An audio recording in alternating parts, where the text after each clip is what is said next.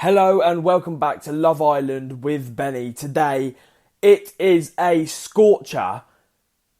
It is 31 degrees outside and it's meant to hit 35 degrees. I feel like I'm in the Love Island villa myself. It is freaking boiling and it's just crazy hot. And I didn't expect it to be like this. People said, oh yeah, it's going to be 31 on Saturday. And I honestly thought, yeah, we'll see. Yeah, freaking hell, they've proved me wrong, haven't they? And I've got work today, so that's sad. But I start at 3 o'clock, so that's not too bad. Most of the day's gone then. But anyways, I've been sat inside all morning making a vlog for something separate to this Love Island with Benny, and now I'm doing this podcast, so it's not exactly me making the most of the sun, if that makes sense. Anyways, so let's talk Love Island. We spoke about Tom and Arabella leaving, which obviously there was mixed emotions about that. Tom, no one really was bothered about because he was just a complete liar the whole time he was in there. Also, Arabella, people were more affected by that. I mean, like, people as in the people inside the villa, as in Amber and all that lot. They were upset about it because it was their girl, but yeah, so anyway, they've gone now, which is absolutely fine, but now we are over at Casa Amor, which is the other villa. They've brought in 6 new girls and 6 new boys. The girls have met the boys, and I think we got a bit of mixed emotions going on there. It was really, really strange, because we saw the girls before they left saying, I'm not going to leave my man, like Anna was saying, no, Jordan, I don't want to leave him, but, there's nothing I can really do if it happens. And she said, Jordan, I want to stay with him kind of thing. And then she met this new guy. I haven't learnt their names yet. But she met the guy who's a basketball player. And she literally went, Jordan who? As a joke. But you could clearly tell she is now thinking otherwise about Jordan. Which is kind of sad. In a way. Because Jordan, I think, is besotted with her. But anyway, we don't know what's going to happen in there with the girls. The boys, sorry. So the girls met all the boys. Maura is back to her old tricks, just acting as if she can get every man in the book and all this lot, and it's really not going to work. I mean, she tried with Tommy. She tried with Tom, but Tom just turned out to be a twat.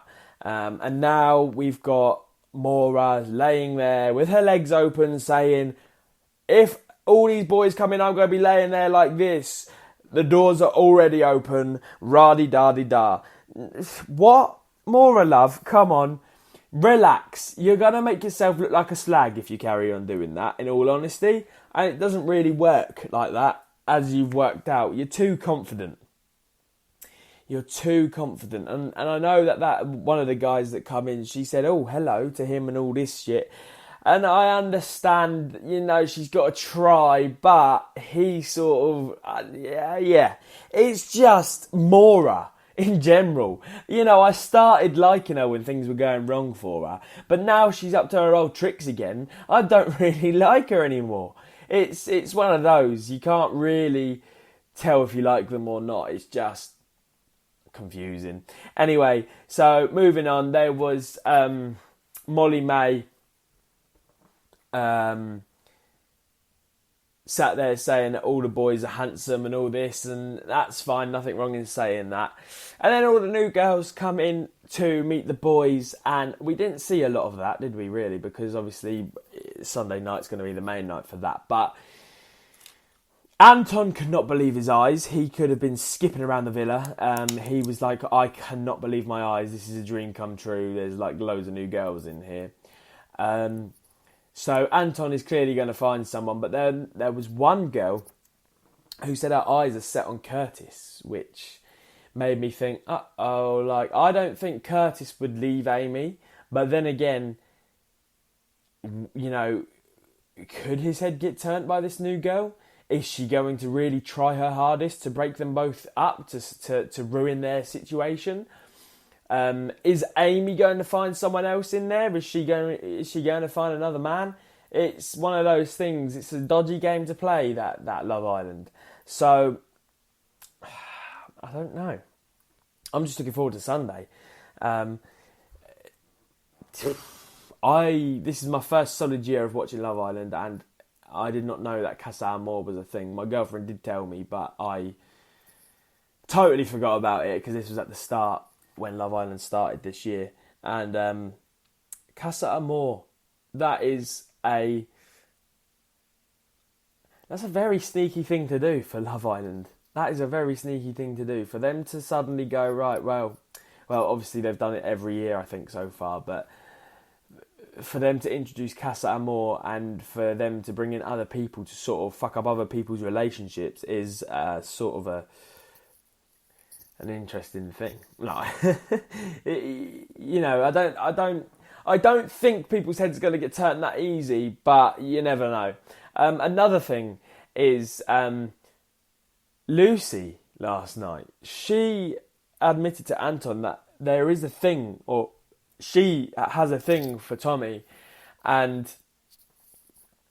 Anton basically said, like, don't ruin your chances because if you had been out yesterday and you didn't tell him, you'd have a load of regret because you did not tell him that this is the case, like this is how you feel.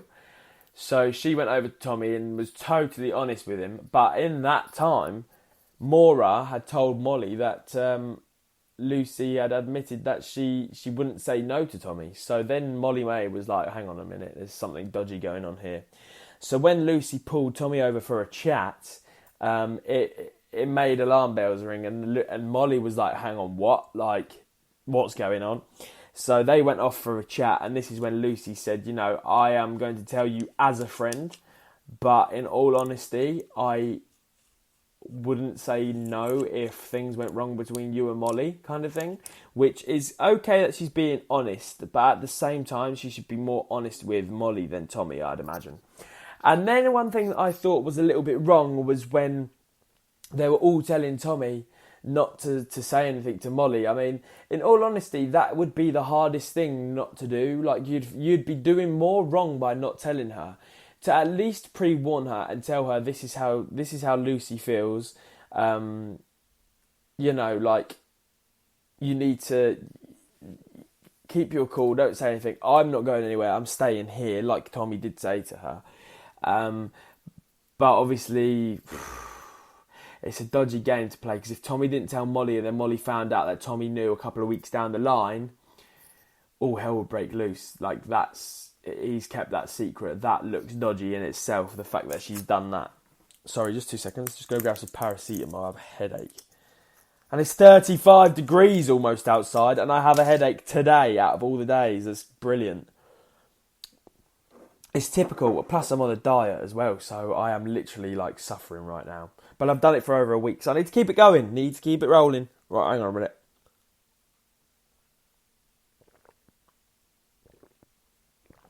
Yeah, sorry about that. But anyway, so he told Molly in the end, he told Molly not to tell anyone. She said, I will not tell anyone. I will not tell anyone. Well, when the boys went off to do their little thing where they, whatever they did, they went off to have a boys' time out. And